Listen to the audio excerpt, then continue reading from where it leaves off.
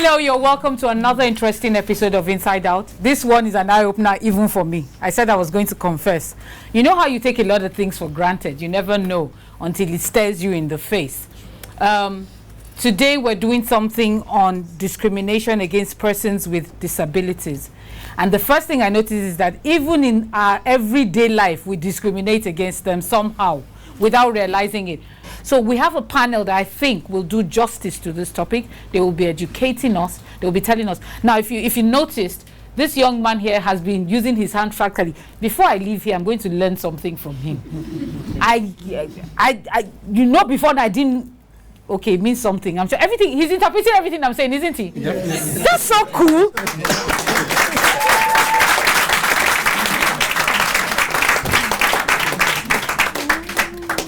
Now, the first person I'm going to introduce, Mrs. Adedoyin Beyoku Alashe. He is her interpreter. She's the president of the Deaf Women's Association of Nigeria and proprietress of Brighter Future School for the Deaf. Meron, you're welcome to Inside Out. Okay, next to her, he's the one that accused me first of all. So how do the rest of us who cannot see interpret everything that you're saying? And I told him, I said, I'll just keep talking because at least you can hear. And he's just a jolly good fellow. I mean, he's already my friend and he hasn't been here for up to 30 minutes.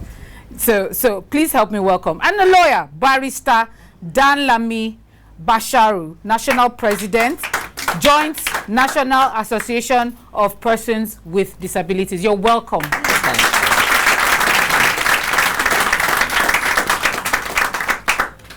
I thought it would be nice to get an independent view of what their rights ought to be and what society should be taking into consideration.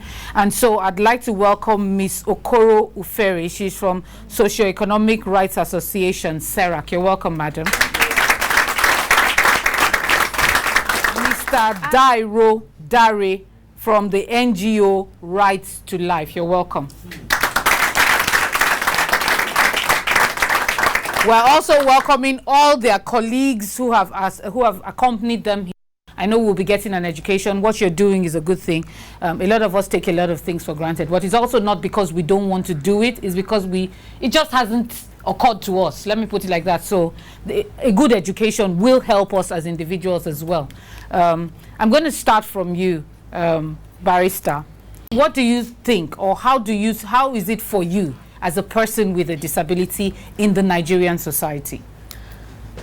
Perhaps many years back I would have said it's an absolutely hopeless situation.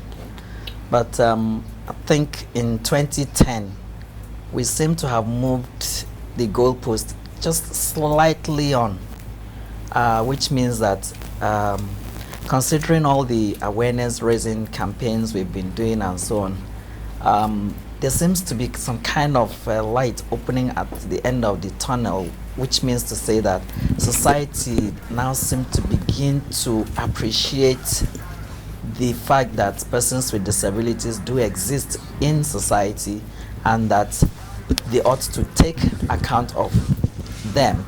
So like I said, maybe 10 years ago, would have said we were in a very hopeless situation. But can you tell me the little ways in which you think things have improved? Well, I mean, as opposed to how it was in the past. Well, first of all, the first thing we even accused you of was the issue of accessibility, and we told you straight away that your place was inaccessible. Yes, there are still very many places. In fact, almost 99% of places in Nigeria are inaccessible. But what we are beginning to notice is that when we go to some places and we actually bring it to the attention of maybe the management that, look, this place is inaccessible, could you do something about it? One or two places have actually responded, favorably and positively. In the past, they would have said, oh, what is our concern in this? But, they were able to do that. Public-spirited individuals are beginning to recognize the fact that education is good for people with disabilities and so on. So I think we're just scratching the ground. There's still a lot to be done. I mean, discrimination is still there. People don't understand people with disabilities. The myths and superstitions are still very rife about disability and so on.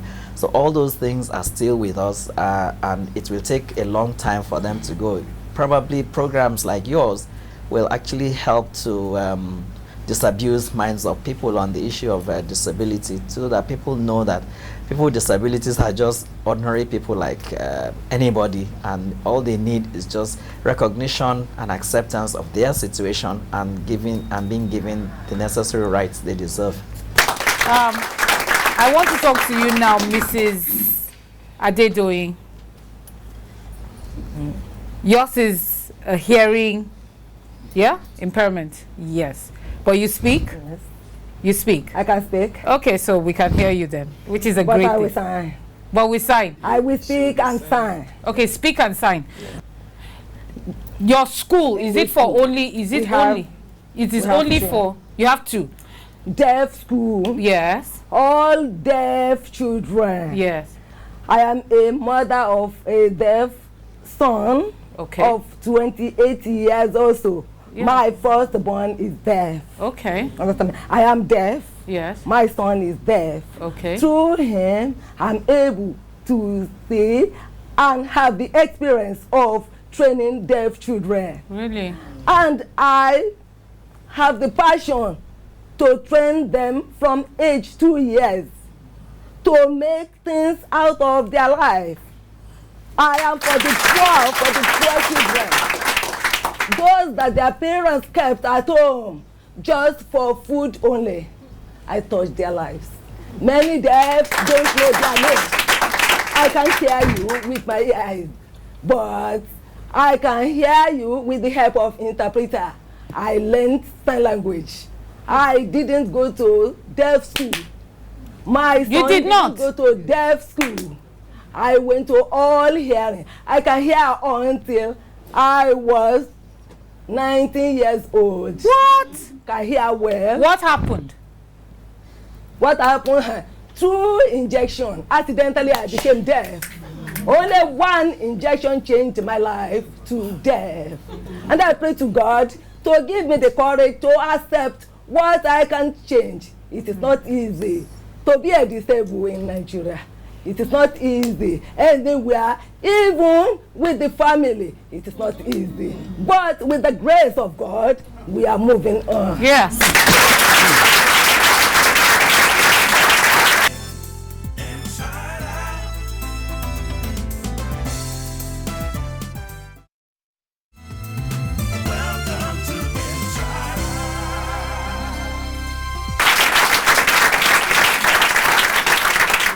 Okay, Mrs. Okoro Ufere. Okay. I was going to say, what are the rights? And then as it is in Nigeria, and also I'll come to you, Barrister, what are the rights?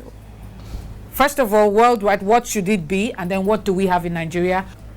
Well, for Nigeria now, there is really no law that provides for the rights of people with disability. There's no law? There is no law. None? No law at all. Even the section 42 of the constitution that provided for... In the Nigerian constitution, there is no law? There is no law. Wow. No mention of discrimination against people living with disability. Even section 42 that people assume protected people that made provision against discrimination never mentioned people living with disability. It just made provision for no discrimination on the basis of... So are you saying they have no rights as it stands today? They cannot... They don't have, as human beings... I mean, yes, you know that they now have special, slightly more special. Yeah, they don't have any special provision. So for instance, she wants to go to the bank. I don't know if this has happened to any one of you, or you're using a crutch. Every day it happens to me. It has happened, it happens to you. Yes. And she wants to go through that the security door. Tell me your experience, or what your experience has been. Let me go. My own experience was very pathetic. It was an Intercontinental Bank. I have an account there when all these things were not there, when it was even Equity Bank. That was when I had an account in Intercontinental. So when they introduced this now, they started stopping us at the gates. One, sometimes when I'm too pressed that I must go into the bank, I will beg the security man, okay, let this thing be here. You go into the bank, you yourself, first. Then I will come in and I will now hold him and now walk to the counter and now do my banking transaction. That's how I go into the bank, Intercontinental in particular. I noticed now that some other banks are now opening their security for person with disability, but Intercontinental Bank has never stopped it. They are still holding us at the gate. And it happens that that's my own bank, that we have accounts. Yes, mine itself, it has been happening to me several times. Even the last one was just 2 weeks ago at Intercontinental Bank, Obakran. Again? Yes, Obakran branch. You understand? The security man was telling me that, Oga, you cannot enter. I said, why? He said, Oga, you know now. I said, you know what? Oga, you know you have iron now, so I cannot enter.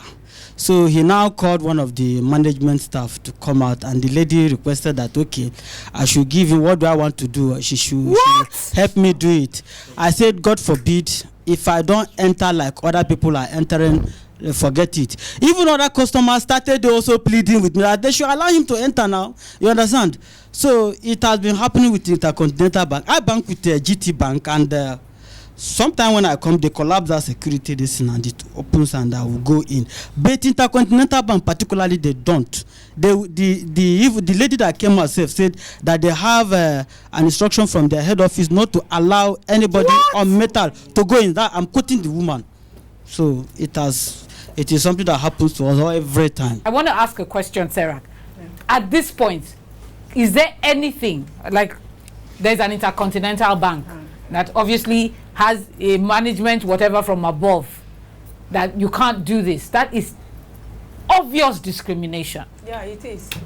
Is there any right, even though we know there's nothing in the Constitution, is there anything that can be done to a bank like that? Yeah. Apart from saying we won't bank with them. Yeah, because people with disability are human beings, and every human being is entitled to the human rights that every other human being enjoy. So based on that, the person can bring an action against the bank for violating the human rights of movement. You have the liberty to be anywhere you want to be. As far as other people, other human beings access the place. It's very true that the Nigerian Constitution does not provide for persons with disabilities. Simple. What is provided is, for everybody. Of course, the bank could have been sued under the fact that you are violating the human rights of the person. That takes such a long process.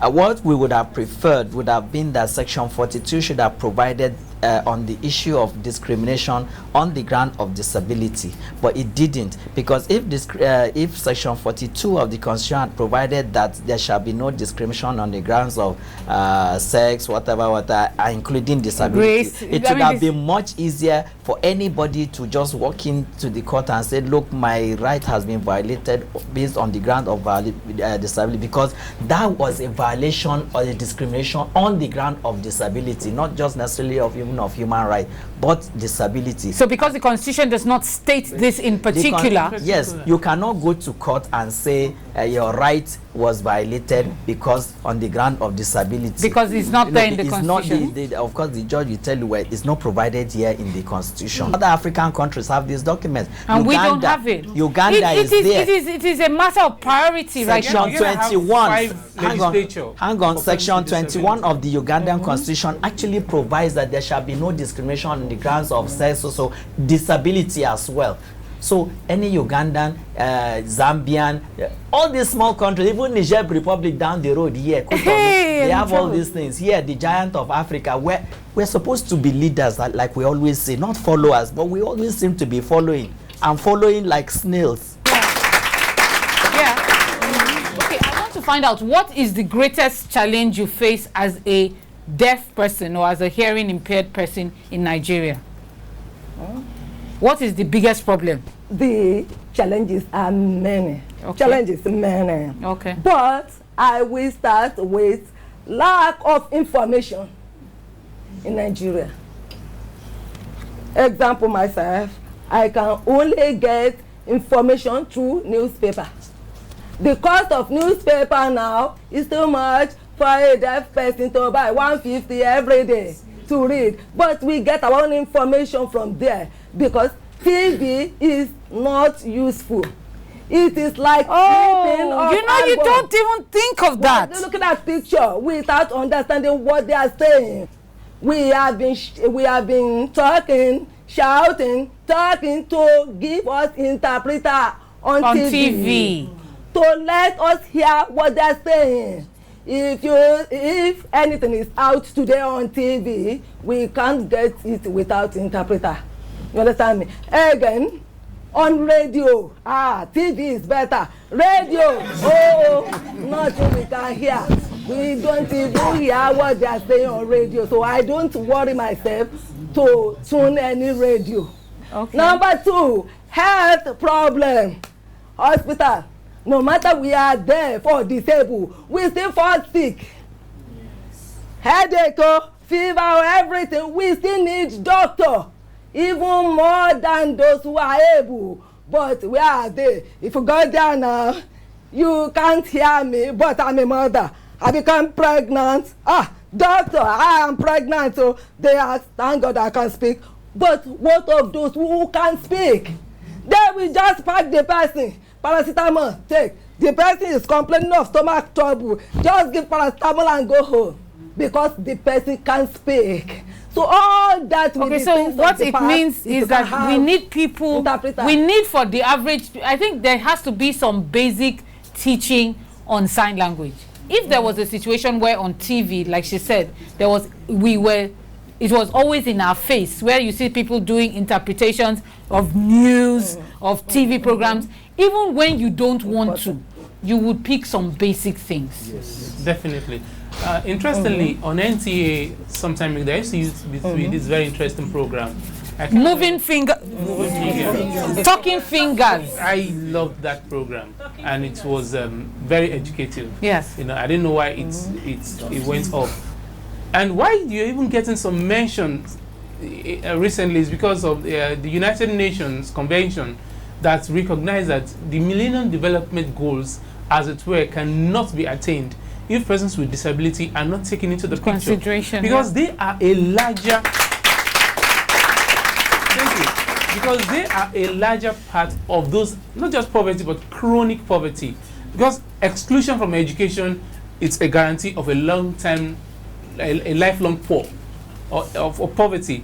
And once you're you're excluded from education, you know, malnutrition and all other health problems set in, which perpetuates further the vicious cycle of disability, because such a person's children are likely to become disabled out of poverty and malnutrition and the rest of that. So if any country must make meaningful progress in the Millennium Development Goals, you must take into consideration, serious consideration, persons with disability. Okay, I'm going to... Now she mentioned the issue of information. Yeah. Now information is very easy to convey to the deaf if we really wanted to do it. Yeah. I remember the Joint National Association of Persons with Disabilities paid a courtesy visit to the Honorable Minister of Information in February last year, where I was reading my speech in Braille. Somebody was doing sign language interpretation. Well, the minister, I don't know, she said she had never really seen this happening before. She didn't know anything about Braille, and she was encapsulated with this idea of sign language. She asked the lady, what are you doing? What are you doing with these fingers? Or he said, I'm trying to interpret what you are saying to this deaf lady we had with us. And she said, how can you do that? Okay, you sign my name for me. And she signed her name and everything, and she was so, encapsulated with that. And she said, and we told her that we needed this on Nigerian television. TV. And she said right away, she invited the Director General of NTA to come right away to her office and get this started. Since February last year, we've not had anything on the television. So this is one aspect of what I call discrimination by the authorities against the deaf. Secondly, in banking and other corporate organizations, most times they tell you, oh, you have to phone us to get information. How do you expect a deaf person to phone you? How do you expect him to speak to you, especially in the bank? If you say you want to get a MasterCard or something information, okay, you have to call to confirm your number. Who do you call? How can a deaf person? There should be some form of desk in every corporate organization. There should be a disability desk that should take account of various disabilities, especially for the deaf, whereby if you are talking of phoning in, you can have a text messaging system where you can say, okay, a deaf person can text to this number, and so on. So there's a lot of discrimination against the deaf, and we have to take account of that. Okay, let me take a break. When I come back from the break, I'll talk to you, Mrs. Adedoyin. You've been wanting to say something. So let me take a break. When we come back from the break, we'll still be talking to Mrs. Adedoyin. Let's...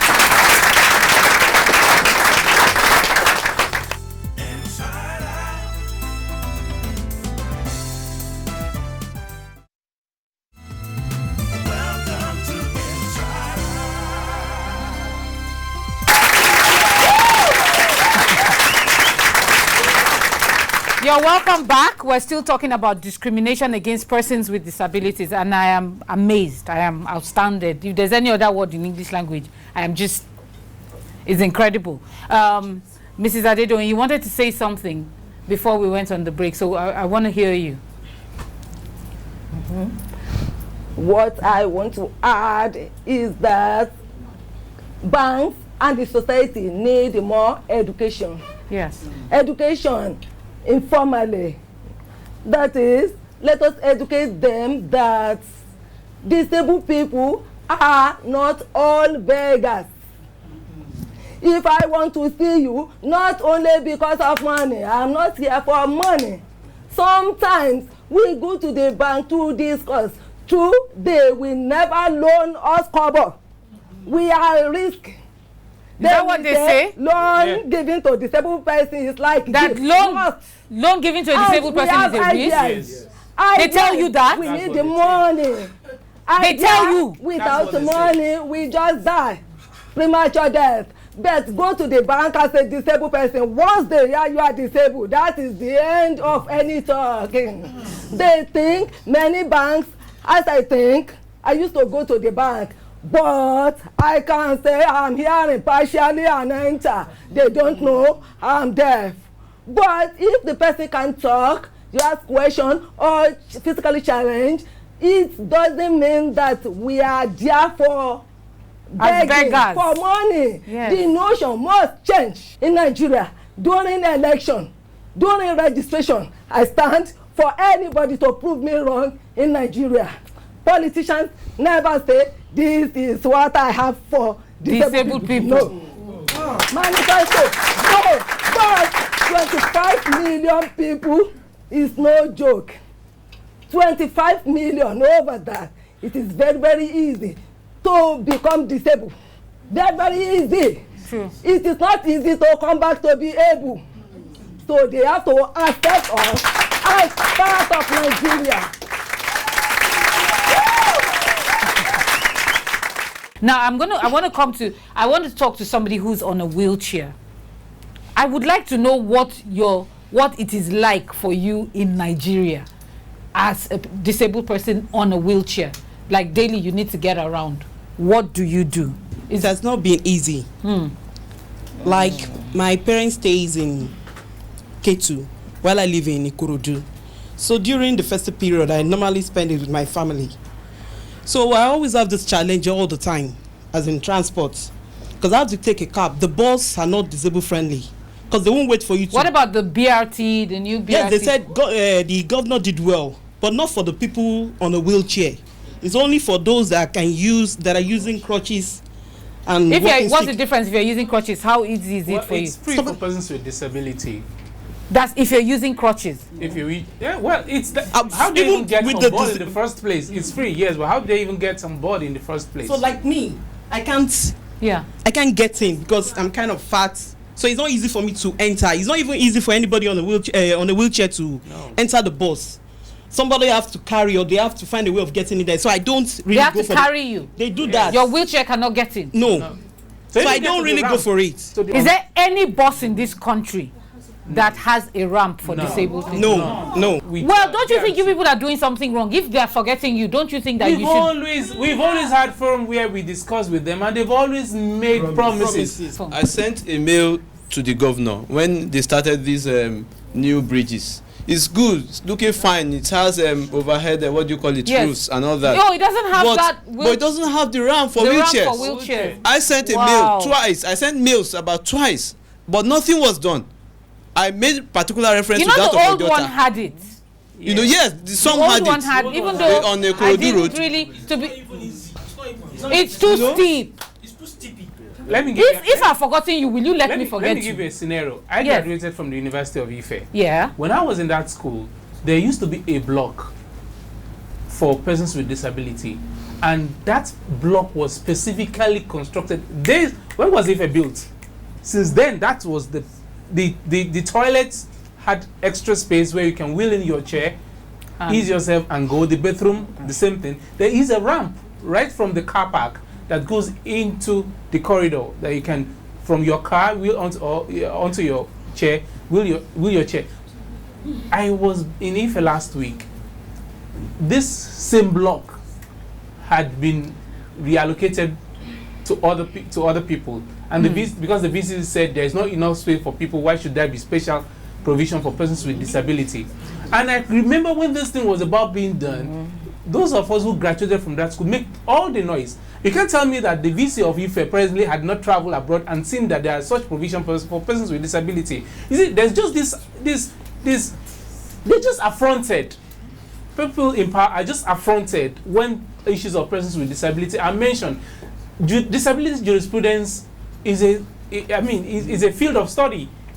It's just simple lip service. They are not concerned. They're not concerned. It's not that we have not made enough noise. We have made enough noise. We've talked to the politicians. Unless we start coming out to the streets, breaking chairs, breaking. That's when. But that is not what we're after. No. They can't be seen to be bad eggs. No, we want to approach things constructively. We've been doing that consistently with all these politicians. That's why when I started, I said, there seems to be a little ray of hope somewhere, but we have been making all that much noise, and that's why I said our leaders know about these things. They know it very well. It's up to them to get up and do something. We cannot continue shouting at them until we start breaking chairs and carrying placards and breaking the walls and everywhere before people recognize. No, it's not. That's not the best way to. I don't believe in that kind of thing. But if it comes to that, because I'm looking then we have at no you, choice. who I'm looking at you, who you're relatively comfortable, more comfortable than most. Yes. And then, so I'm not even looking at you as the issue now. What about the people who cannot afford the basics, who can't even afford the braille we're talking about, or an interpreter to be following them around? What should they do for a society that is not taking them into consideration? Or she can still at least even get around. What about those who cannot even afford a wheelchair?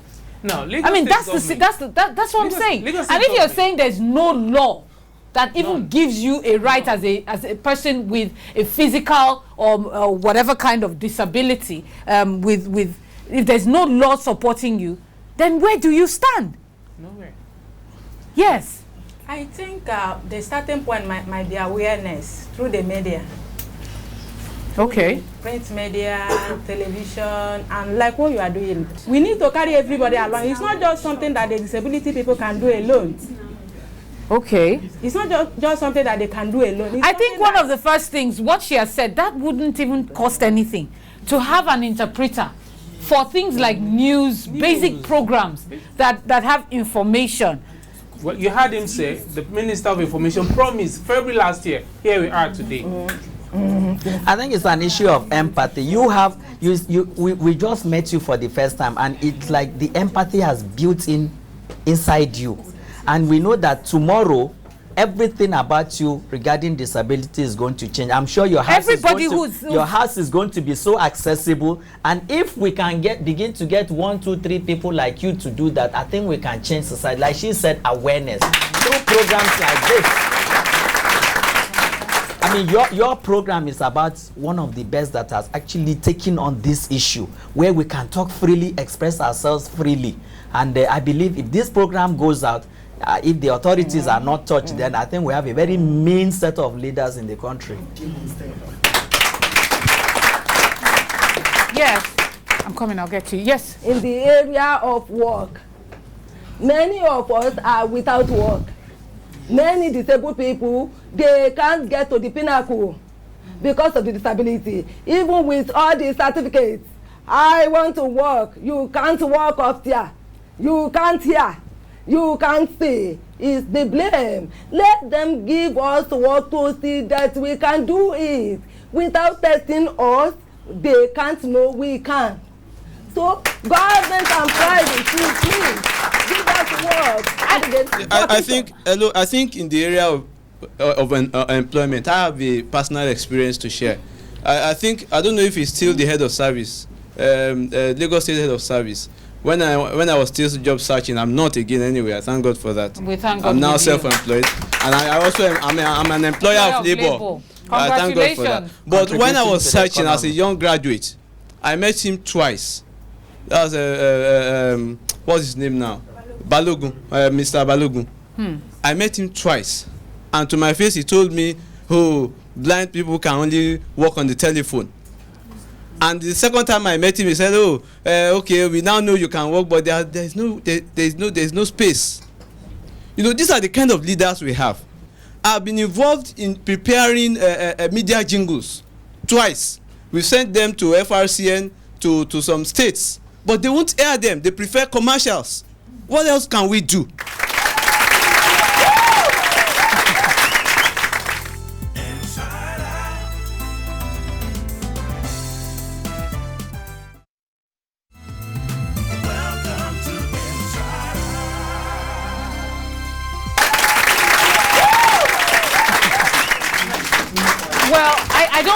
I don't think you can give up. That's number one. The second thing it becomes really difficult where there are even no policies on. There's nothing to support what you want to even fight for. That's the beginning of. I think that should be like the beginning of the resolution of the problem. That there should first of all be laws. Because when all the things that have been said here, you don't even have a ground to stand on. That is it. There's no platform to stand and say this is my right, because you really don't have any as it exists right now. And yes. What I want to add is that deafness is hidden disability. That's what I was going to say. We can see it from the face. You don't look at somebody and then you know that the person can. It's just something you don't think about, Yeah, somebody who has a physical challenge, you can see it. Somebody who's blind, a lot of time you can see it. Deafness, you can hardly see. Yeah. So there are many interpreters passing out of Oyo. It's just simple thing to just employ one. Even in our police station, if that person is walking, stop, the person will just be walking. That is true, That is true, Okay, they have wounded some of them in baiting, even to enter motor. Oshodi, Yaba, and the person is going to Oshodi, we enter Yaba. How can we help deaf people to move? That is. I need to take comments at this point, please. Let me see. Yeah, go on. Okay, my comment is on the society entirely. Persons with disability have this problem, but the society, we are actually fighting for our bill to come through. But society have a larger role to play, because after the bill, does it mean we are going to take everybody to court for them to comply? So it starts now. They have to start now to changing their. The first thing is to accept that a person with disability is a human being. Understand that there's nothing short of him except that challenge, which some of other able persons have. They have their own challenges, which they are managing. And we should see those disabilities on the same level. These are challenges we have. So until we start accepting person with disability as a person first, accept his person, accept his personality first. That acceptance goes a long way, and that is why you can now consider him for employment. That's why you can now consider him for marriage. That's why you can now consider him for other things. Until you consider that person as a personality, there's a problem. Yeah. Thank you. So, I just want to ask one question and tell the federal government that they should create a Ministry of Disability, that Minister of Disability.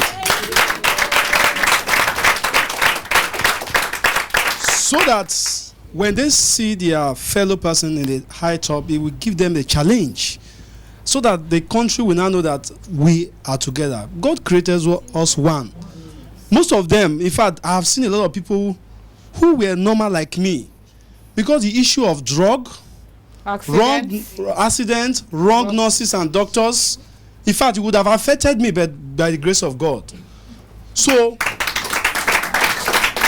what I want to say is that if this ministry is created from the federal government, the state government, and the local government, and also the private sector. Now, my question says, disabled people, there's something going on now. Lagos State is arresting some of the beggars on the streets now. I don't know what you have to say about it now. What are the area are you people trying to fight on it now, presently now? Let's look at this disability and begging and what state governments are. It's not only Lagos state government. Unfortunately, it appears as these state governments are looking for a shortcut to remove rather than create a meaningful, lasting solution. Exactly. This is a very dehumanizing way of treating people. We have made a lot of noise about this. We have invited the press. We've spoken about this. And I think very soon we might even have to start going to the courts, because what these states are doing is contrary to the constitution, both all the conventions. Because you haven't made any provision for them to be able to sustain themselves. And then you go and start to arrest them, which is the same thing I was saying about the child labor issue. You want to arrest children off the streets when they are creating a means of sustenance for their family. Exactly. And then you haven't made provision for what will take that place. It's a waste of time. In any society, when any group of people want to engage in any fight for any good cause, it does not usually come easy. And the case for persons, physically challenged persons is not different. But what I want to leave with you is that you are part of us. Whether the society wants it or not, there must be a way you are provided for. But the fight must not be given up. Just as the barrister has been saying, that there is need for attitudinal change. All of us must get involved. Those who will be watching this program will become sensitized to an extent that if I am at the bank now and I see a physically challenged person being denied his or her rights, I'm always very vocal, even there. I will talk and I will make noise and draw the attention of people to realize that anybody can become disabled tomorrow. Yeah, thank you. Okay, yeah. He said, I'm very happy to be part of this program today, and I learn more about disabled people also. The problem of disabled in this country is about the policy that the government refused to give us. He said disabled people are not useless. He said, I'm begging the federal government to pass our bill. I'm appealing to the federal government to pass our bill, so that the problem of disabled would be solved in this country. We are begging them to pass our bill and solve our problems. Thank you. Okay. Yeah. I just want Nigerians and the government to know that disability is not inability. That we've got a lot of great philosophers that are disabled, deaf, dumb, and they are propounding a lot of theories and making a lot of things in life, and their name are written at topmost in the world. I just want to plead to Nigerians, let's forget the government. We'll go back to them. Let's start from ourselves. Let's bring these people closer. We are one. Thank you. So, in addition to what she said, these are great minds. When you want to communicate with them, move close to them. Don't look at what you see physically, but look at their minds. Feel the texture of their minds, and you will find out that they have great minds. They are creative. They have so much to explore, so much to give out. They want to explode somewhere, but they're not given the privilege to. So move close to them, be friends with them, and you learn so much. Thank you. There's this disabled buses that we do see. There are these commercial buses, they ride disabled buses. I don't know what it's all about. Yeah, actually this matter has been reported to us at the Joint National Association of Persons with Disabilities, which is what they have on the bus. and more insultingly saying it's recognized by the federal government. It's a pity that... Sorry, who runs it? Well, what is it about? It is not run by any person with disability. We have declared that we have even informed the Lagos state government formally that these buses should be off the road because they do not represent anything to do with disability. It is purely commercial, and they must be made to comply with the rules and regulations that apply to all commercial buses. Yeah.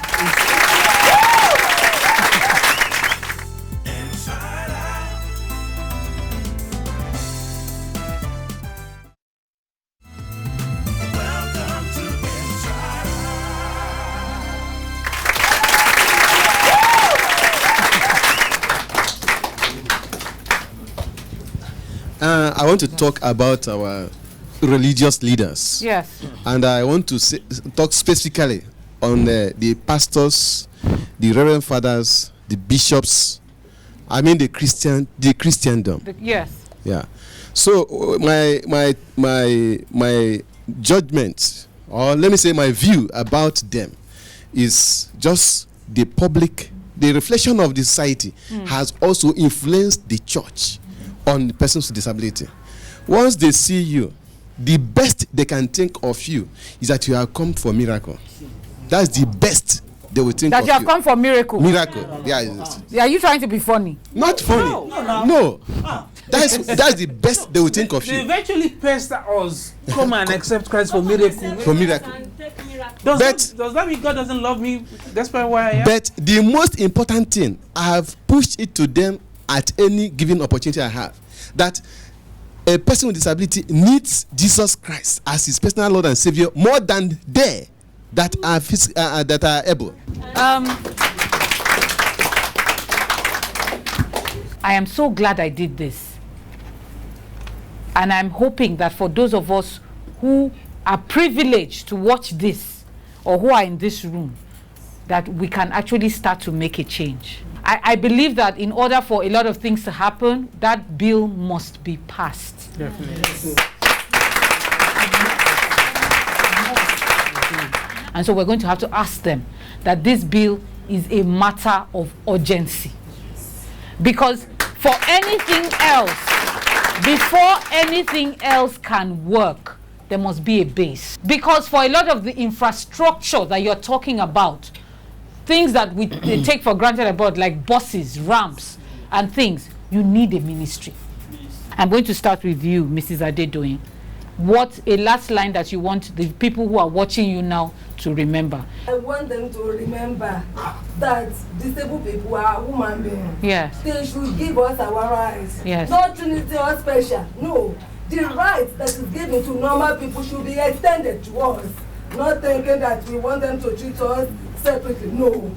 Give us the same right. If disabled person want to see other, overseas workers should not stop us. Let the government, the people know that we are part and parcel of Nigeria. We don't have any other country to call out. Barrister and our president. Thank you very much. Yes. I think I just want people to first of all remember Franklin Roosevelt of America.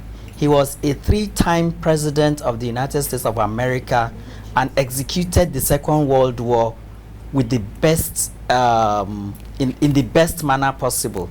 He was in a wheelchair. Yes. I want people to remember David Blunkett in the United Kingdom.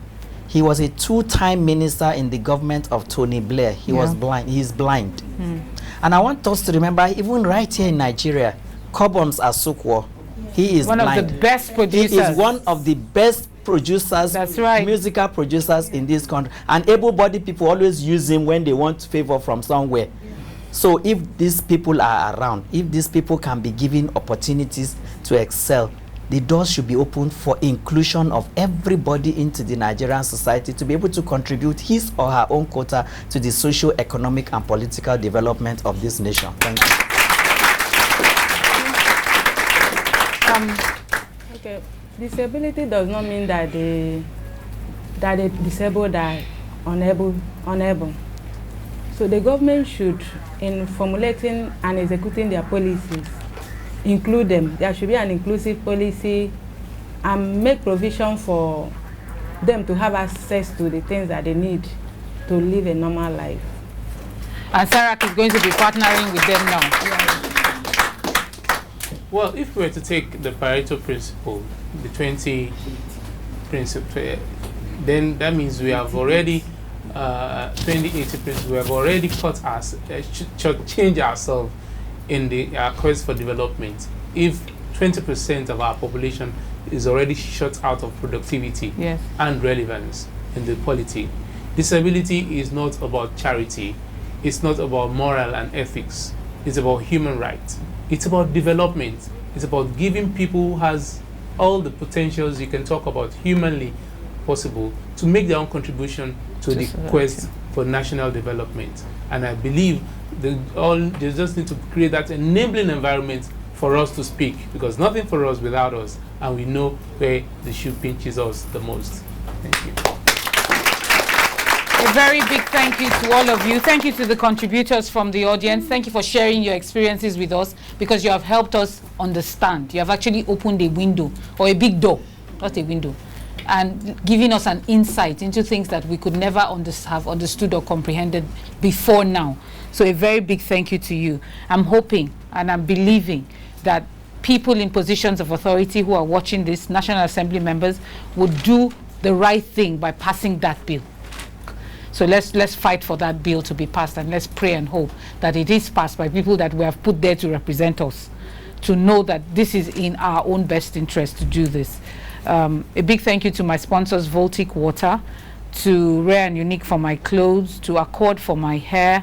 If you have comments or suggestions, please send your SMS to 35025 and grab your copy of the Real Inside Out magazine at Unilag Bookshop, Terra Culture, all the airports in Lagos and Abuja, other bookshops, or you can just simply call 7411276 for your own copy of the Real Inside Out magazine.